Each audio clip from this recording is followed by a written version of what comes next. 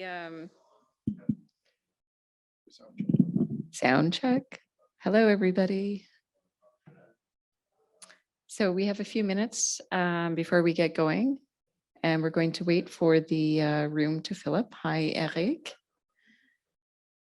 So as you can tell, I am presenting at the front, and we'll wait for the room to fill up. We have our facilitator here who will be watching the questions on online. There'll be there's a discussion area so that we can take questions, and I'll run around with a mic here in the room to provide people in the room the chance to ask questions. Might be running a little bit behind because the session just ended on the other side. Okay. I don't know if you can start anyway. I've just found out that we're going to start perhaps a couple of minutes late because we there's another session that's wrapping up in another room. So people are coming in now. So Hi. anyway, Oh yeah, for sure.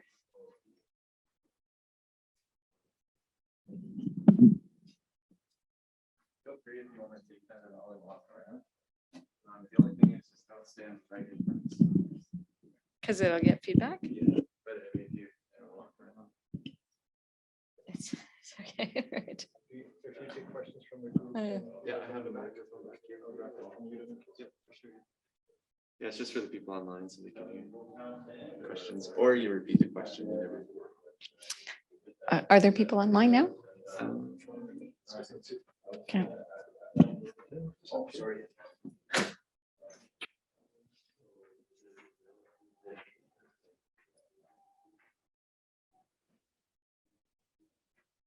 Three participants, I think that includes us, so I'll let you see on my. Okay.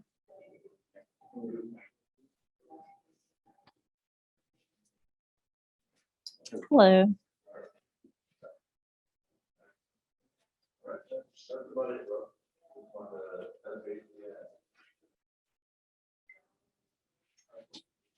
I see what's like a crime scene.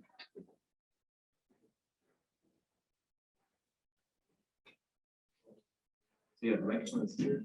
I have it on this switch here, so it's here. Yep.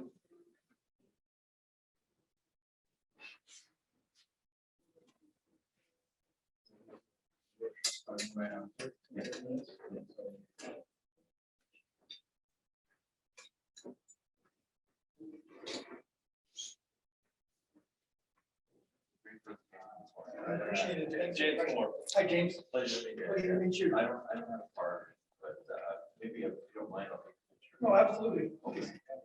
Love to chat more. Yeah. I work with the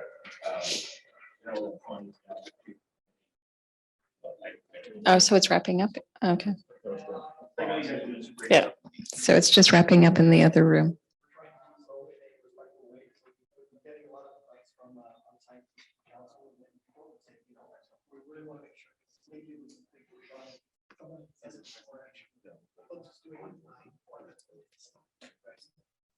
I can send it to you. Yeah. Okay. Do you have? Awesome. Thank you.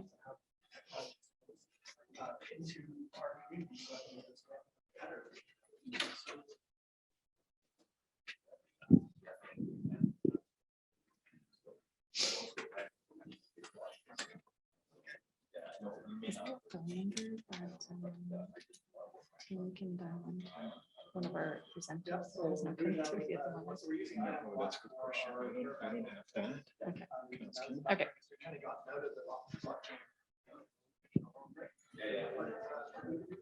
He's just announcing. Because it was running late, right? Okay. But only 2 minutes. Okay.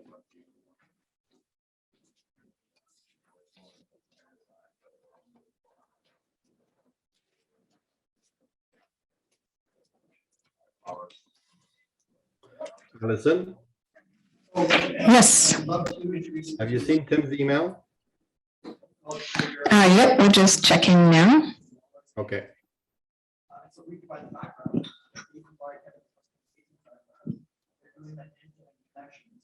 not that we're not interested, so we want to be part of the conversation. We're doing that whole. There's a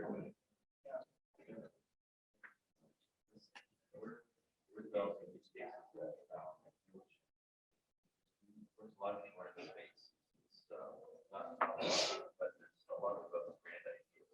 But we're sticking the eye on it. We're not touching. We're right. No, it's. Bitcoin natives all the way. Yeah. So it's called Credit, Era. And again, yes. Properly spelled.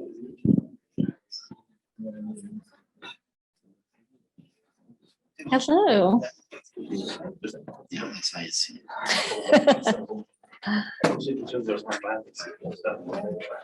It's like sort of.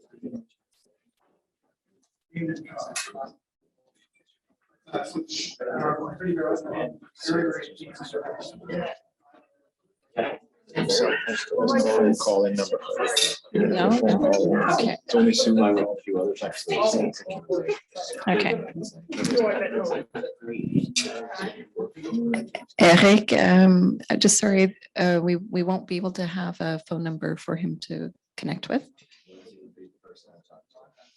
I'll message Rebecca. So I'll go through the presentation myself then. Or I can take over Tim's as you wish. Sure, why don't we do that? In person is kind of nice, a combination of in person and myself, if you're okay with it. Yep. Okay.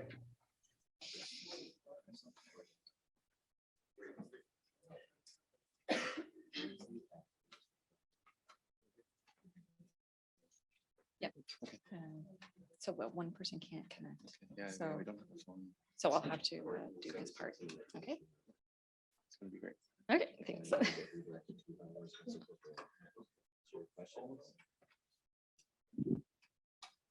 So good afternoon, everybody. Thank you for joining us all in the room. Thank you for joining us online. My name is Allison Rigg. For those of you who don't know me, I'm the manager of enterprise data management at Indigenous Services Canada. So thank you all for the opportunity to be here with you all today. I'd like to acknowledge that I'm speaking from the traditional territory of the Guimond and the Ta'anquatcha'an Council.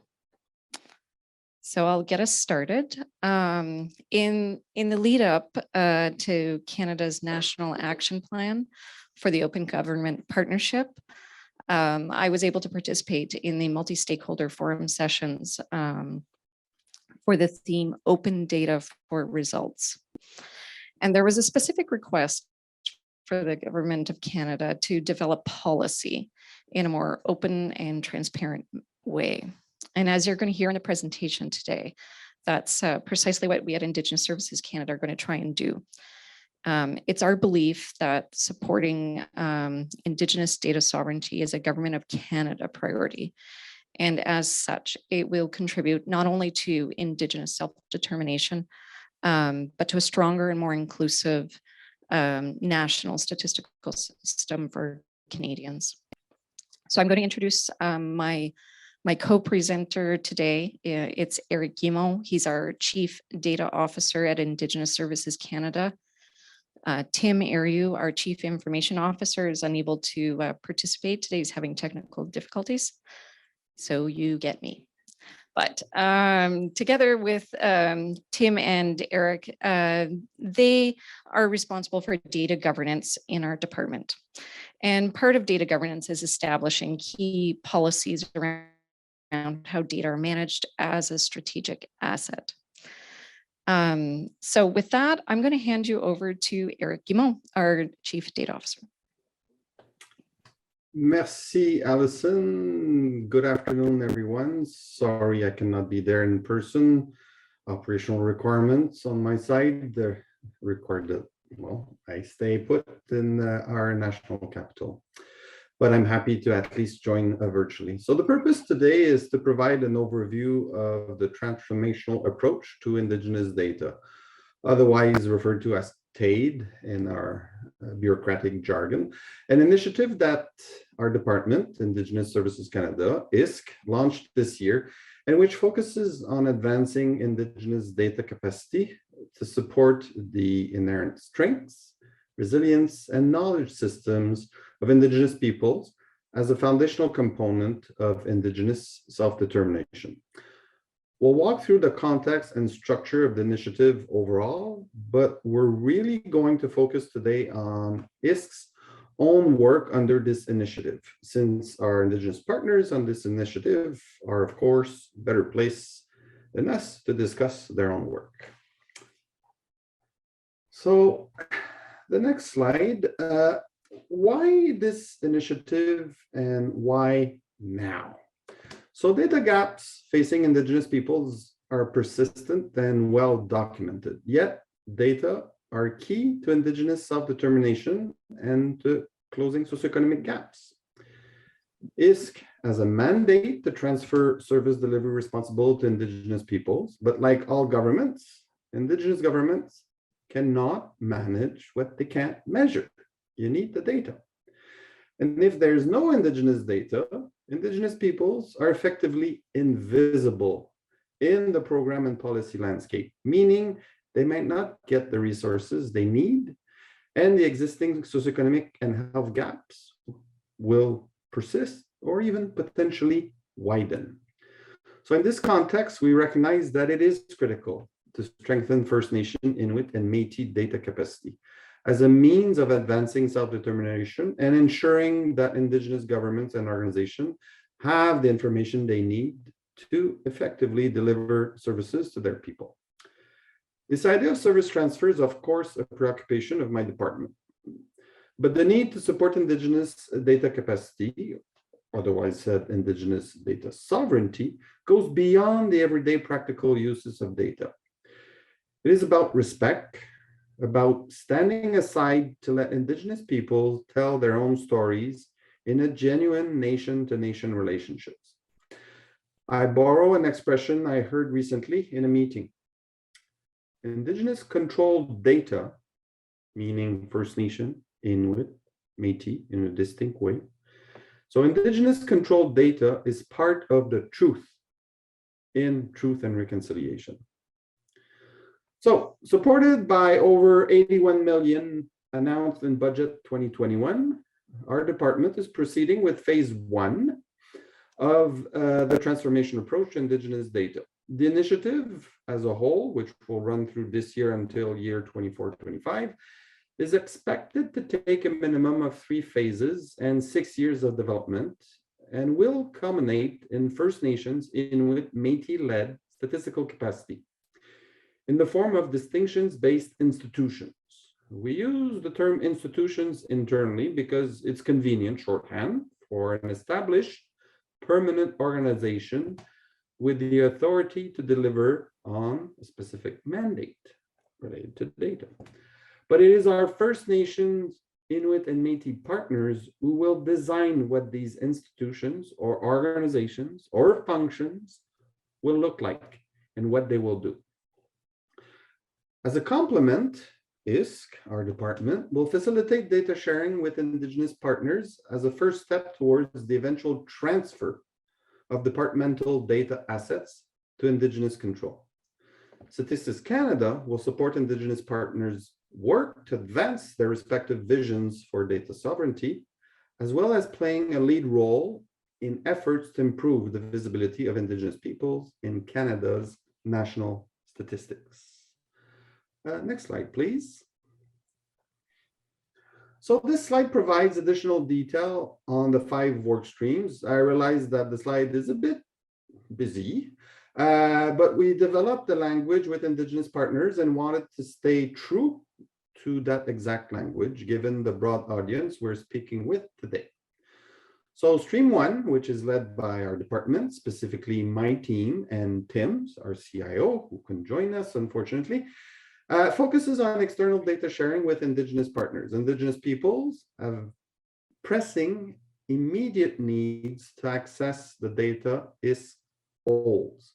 By working through the challenges of the data sharing, we are preparing ourselves for data transfer, when we fully transfer control over data sets and systems to Indigenous government and organizations, along with related services. And this work, of course, and the work is, of course, the real focus of our presentation today. Stream 2 is led by the First Nation Information Governance Center, otherwise known as FNIGC, and focuses on continuing to develop and beginning to implement the 2020 First Nation Data Governance Strategy, which you can find on the FNIGC's website. Stream 3 is led by Inuit Tapiriit Kanatami, ITK, and focuses on developing an Inuit data strategy, which will align with and support the new Inuit Nunangat policy and build on ITK's 2018 National Inuit Strategy on Research, both of which you can find on ITK's website. Stream 4 is being led by the signatories to the Canada and Métis Nation Accord. We're still in early days of working with our Métis partners on this, so more to come. Finally, Stream 5 is led by Statistics Canada and is focused on supporting Indigenous partners as they undertake their work under this initiative, and also more generally improve the visibility of Indigenous people in national statistics, as I mentioned earlier. Again, we only intend to expand specifically on the work being done under Stream 1 by Indigenous Services Canada here today. So we encourage everyone who want to know more about other streams to reach out to the leading organizations. Next slide, please. So ISK's Chief Data Officer, myself, and the Chief Information Officer, Tim, are leading the department's effort to advance the sharing of its data holdings with Indigenous partners. This work includes directly supporting priority data sharing requests. We've set up bodies to manage and oversee the development of information sharing agreements. And Tim and I meet regularly to address issues and delays that arise in these often quite complex data sharing requests. Standardizing the data sharing process across the department. As we're working through these individual requests, we're codifying standardizing best practices into a guide to external data sharing that the whole department can use, so that people don't have to reinvent the wheel, reimagine all the clauses that an information sharing agreement would need to have with every request that comes in. Each request is different. And yes, we must abide by the existing legislative regime, including Privacy Act, but there are definitely elements of the data sharing process that we can expedite through standardization of best practices. Another way of saying it, we can put together lovely templates with pre-existing clauses so that we can expedite the processes. That's one example. Third, preparing a departmental policy on external data sharing. This is a longer-term commitment, which will involve extensive engagement with Indigenous peoples and organizations, and is expected to be completed and in effect by year 2025. And now I'm going to pass the virtual talking stick to my colleague, Allison, for the next slides. Thank you, Eric. Okay. So another example that this diagram illustrates is how data requests are coming into and are being addressed by the department. So as seen here, information at ISK is accessed through three main windows or paths. And now the top path represents the formal access to information requests that most people are familiar with. And the bottom path is the open data path. So where departments can curate data sets to be shared with the public at large, and often through the Canada's open data portal. And now ISK regularly fulfills requests made outside of the Access to Information Act, but the process itself is what we're trying to formalize and standardize so that we can expedite the sharing. Requests through this window, and if you just, I think if you click on the next button, there we go. It's that one right there. It will often entail a custom built data set or restricted information that could not be shared as open data or through an ATIP request. So let's go to the next slide. And let's unpack what we're referring to as restricted data.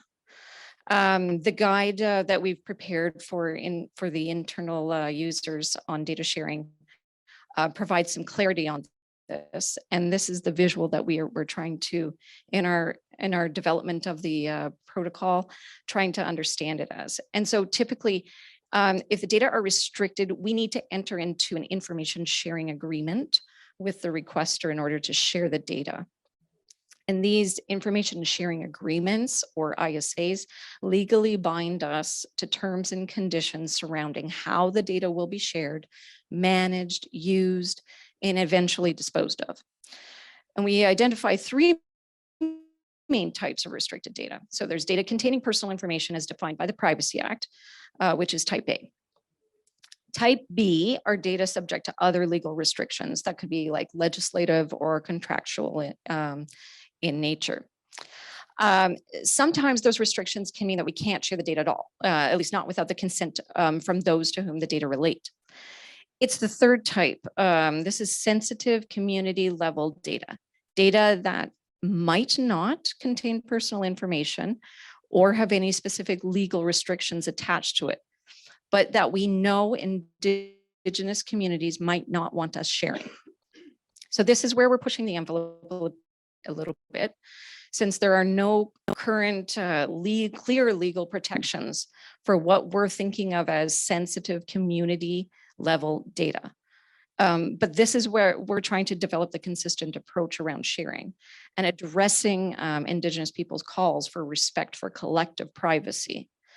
For those of you familiar with the First Nations principles of OCAP, collective privacy is a central tenet. Next slide, please. And so pushing the envelope is where the policy on external data sharing comes in.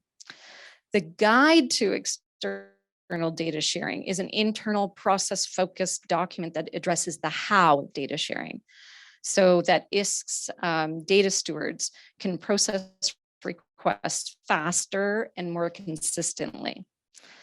It addresses issues like how do we determine whether or how data are restricted? What goes into an information sharing agreement? Who has the authority to sign them on behalf of ISK? And how do we ensure that data will be secure in transit? Now, the policy on external data sharing will be more about the what and the why. We want to engage. This is the part where we want to do this collaboratively, engage with Indigenous partners on key questions surrounding what kind of data should be shared, with whom, and for what purposes, and why is this important? And this engagement on the policy will provide an opportunity, we believe, to co-develop joint understandings and objectives with respect to data sharing and the governance and management of Indigenous data more broadly. So as we attempt to enshrine these objectives into a formal policy, we may run into legal roadblocks. We might not be able to push the envelope as much as we want to within the current legislative framework, but it's going to be through this process that we are going to get a much clearer idea of what legislative changes might be needed. So we'll go to the next slide, please. Over the next 6 months, we are going to be working internally to make sure the guide on external data sharing makes sense and is going to be ready to deploy by April. We're also going to be holding pre-engagement sessions with Indigenous partners and other stakeholders on the development of the policy. This presentation is meant to be part of that pre-engagement process where we find the opportunities to talk and meaningfully engage on the process that we want to start next year. So we're very eager to hear your advice on it. We are very eager to talk to anybody and everybody that wants to participate. A big goal here is transparency, after all, and the policy itself is meant to render the data sharing process more transparent. But we also want to be transparent of how we're developing the policy. And then that the need for engagement and transparency is part of why we're operating on a fairly long timeline. We're expecting that the policy would be ready to implement by 2025. So also speaking about transparency, so IS currently does not advertise that we share data. We respond to requests, but not everybody knows how to make the requests or what data we might have that might be of use to them. So as part of this work, we're planning by October 2024 to create an online how-to so that Indigenous governments and organizations can use that to help them make data sharing requests. And with that, I'll turn it back to you, Eric. Thank you, Allison. So very quickly, I invite people to contact us, myself, Tim, Allison, our teams. We're happy to discuss or deliver presentations to interested parties. And of course, we are very interested in your advice on the broader engagement process that we will be starting in April. With that, I'm going to turn it back to you, Allison, and we'll open the floor for questions, comments. Thank you for your attention. So I'm looking around the room if there's anybody that has a question, and I assume that we'll have, sorry. So for the purpose of transparency, from stats. Okay. For the purpose of transparency, from StatsCan, I'm responsible for Stream 5. So I'm Shomaki. So two questions. Great that the external policy, I've seen the document. Is the intent for Treasury Board to sort of use it as a foot forward? Because it's other departments that have Indigenous data that will need to consider that same project, if you want. And my second question is, when you talk about sensitive community information, do you consider it to be third-party information under Section 20 of the Access to Information Act? Would you protect it that way?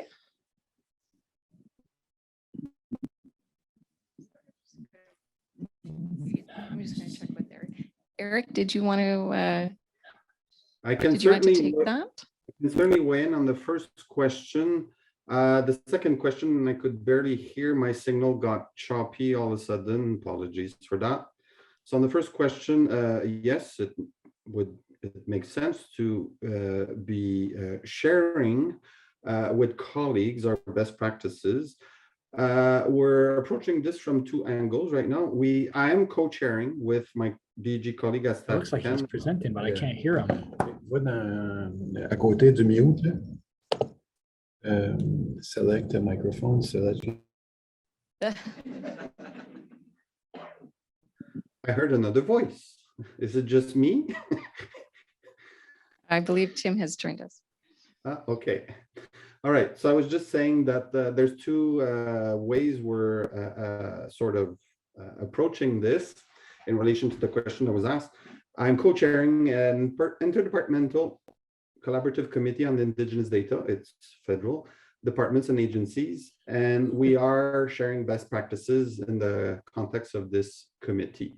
So obviously this is something that will be brought to the attention of our colleagues at this committee. Also, we understand that there's work being done in terms of a refresh on the federal data strategy. And we are in discussions with those who are leading the charge in that front and highlighting the importance of Indigenous data sovereignty, but also specifically all this work we're doing with respect to data sharing and possibly having that as not an important piece, a piece going forward, something for them to consider. So those are the two angles. We're making sure that others learn from our experience, thinking, and benefit from it in the context of them managing their own requests for Indigenous data. The second question, I apologize again, I did not hear because the signal was very choppy. C'est correct, Eric. C'était ma meilleure question en plus. So all that to say, I was talking about the sensitive community information. We know Privacy Act does not recognize group privacy. However, have you considered protecting that information under data sharing as third-party information under the Access to Information Act? If it's sensitive? Is that the Wow, angle you're going with? that is a or- good question. That is a good question. So I know I have another colleague on the line who's been managing the PowerPoint for us. So I don't know if she can turn her mic on. Sure. Erin, do you know the answer to this one? Yeah, so the short answer is yes. It really comes down to that question of that type B.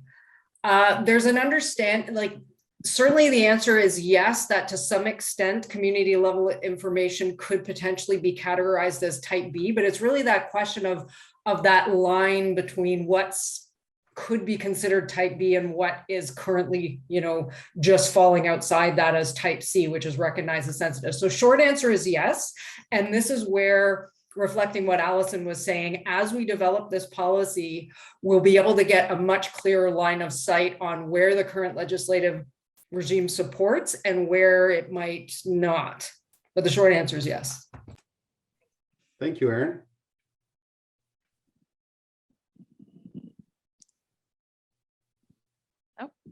Another question. Yeah, hello. So I was just kind of interested, right now you're in the policy phase, developing all of that about kind of sharing information and data from government to Indigenous communities. And I was kind of just curious, is there any plan to standardize like infrastructure, in communities, like kind of having servers in each community so that, and maybe like a program that's standardized across to kind of make this more easy to do, or is that kind of more in 2025?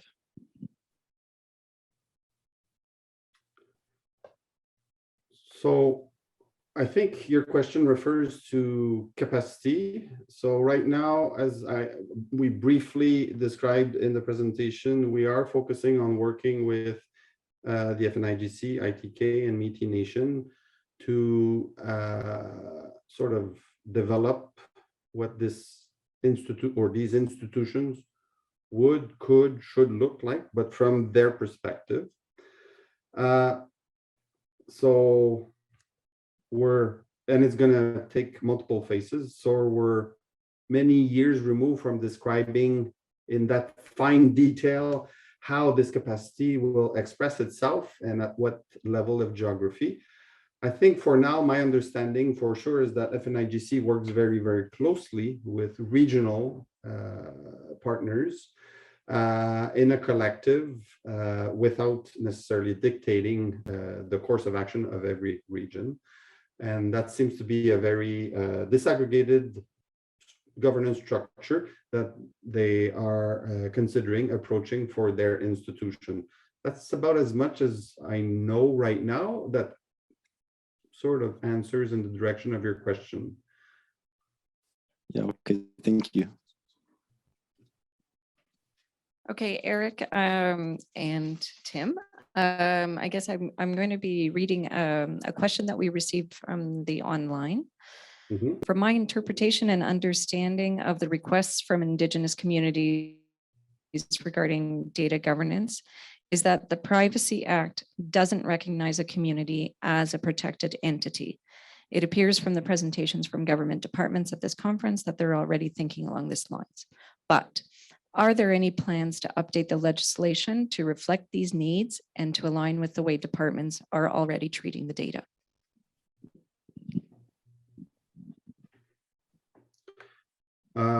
Plans. I think if I go back to our presentation, we are, and to paraphrase what Allison was saying, we're taking it a bit further and we're pushing the envelope with respect to what is considered information that could require protection, community level information, recognizing from the previous conversation that there might be gaps and that we'll need to identify these gaps and then assess, okay, how to move forward with it. So we're at the stage where we're seeing if within the current in other words, of saying, we're trying to see if within the current legislative regime, framework, and policies, we can factor in the community level privacy. If not, then we'll determine what are the best course of action, our next steps. But the first step is to see how far we can go with the existing legal framework. Aaron, because you've been digging into this a lot more deeper than I have, anything you'd care to add here? No, I think that you pretty much covered it, but this goes back to the question that Michelle had asked, which is, that whole question of type B. And it's really us trying to explore the current legislative regime to see what could conceivably be captured as type B, and if that will meet the sort of needs for collective privacy. But we are also aware of the work that's being done, for example, by the Department of Justice and our other colleagues on other sort of legislation, as well as regarding UNDRIP. So just with respect to that, I just want to mention that we're aware of all these different pieces of legislation that could implicate data, and making sure that we're aligning with those and accounting for those.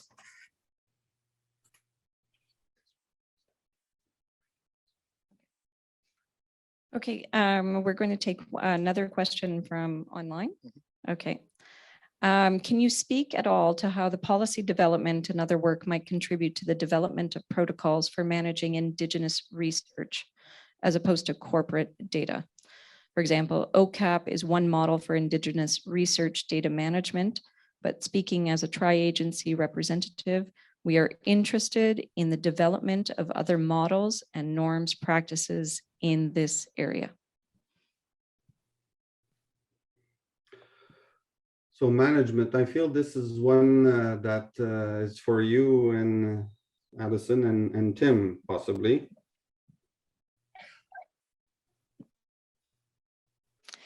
Yeah, I can take that, Tim. So in regards to like how, I guess it goes back to one of the earlier questions too. As we work through the questions of the policy, we are going to be understanding what kind of legislative barriers we're coming up against, but also what kind of protocols we need to explore. And we're hoping in the research to doing this policy development that will uncover the process. And much as we are doing right now with the a guide to external data sharing, it's been a process where we've been asking ourselves a lot of the questions that we've been trying to formalize more into a standardized and more formalized process for handling data sharing requests. I might just add, and please, Tim and Alison, correct me if I'm a little off here, but in terms of data management practices, also, I think, yes, there could be variations, there could be unique frameworks, unique ways of approaching data management. But that being said, there is always that need to ensure that these different organizations that manage data have a means when needed to speak to each other. So it speaks to some need of interoperability at a high level. So I guess, in other words, data management can be different, but it won't be, I don't expect it to be totally different, because you kind of explode this idea, this need of interoperability when needed. So Alison? Okay, thank you very much, Eric. I just want to scan the room again. Are there any questions that we have in the room?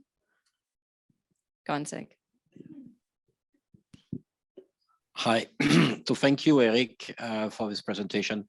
This is Gonzag speaking. One question, and I apologize if you covered it, but I may have missed it, but it's one thing to develop these great tools that we need, that First Nations Métis Inuit needs to get access to their data through data sharing protocols and agreements with the federal government. But it's another thing to know where the data are. And it would be, in my humble view, very important that the federal governments provide as well, in light of transparency, the data sets that it holds. with the metadata that would be useful for the indigenous people to use so that they know what's in there and the level of information that those data sets include, which may inform after that better decisions on data sharing. Because it's like having a policy without knowing the sandbox is really hard to apply. So I wonder if it is part of the toolkit as well. Well, in terms of ISK toolkit, as you can appreciate, salut Gonzague en passant. So as you can appreciate, where ISK is going to focus first on ISK's inventory, and it was mentioned in our presentation. The broader inventory, this is part of the discussions we're having through this interdepartmental committee I alluded to earlier.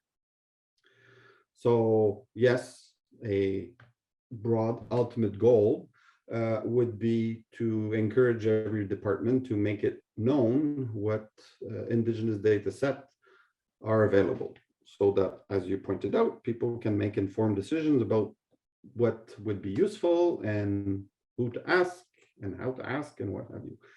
I think part of, and that was part of the first question, in terms of us sharing our best practices with our colleagues from other departments, will incite people to go in the similar path as we are. We have a draft guide, we're going to have a policy, we're going to have the inventory known, what's there. So others are going to follow in our footsteps. That's the hope. And I think it's a reasonable, I think, conclusion to draw from this. So this is a work in process. That being said, it's funny because someone was asking me the other day, so what are we going to do? I said, first of all, we're going to agree that every data that Government of Canada has data related to Indigenous people, because they have data on all Canadians for the federal programs. But not all data set can be deemed necessarily Indigenous or Indigenous specific. So we're going to have to reflect on that, what such inventory should contain. But I think everybody can agree, if you have data on all Canadians, you for sure have data related to Indigenous people. So in theory, that could be any data set.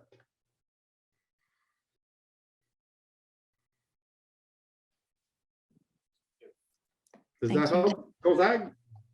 Okay, so with that, once again, Very much so, Eric, thank you very much. Okay, welcome. So thank you, Eric. Thank you, Aaron, for participating. And thanks for everybody coming today to this presentation. And like we said at the beginning, please find me. You can email Eric or Aaron. We are 100% open to talking and discussing about what we're doing. So thank you very much.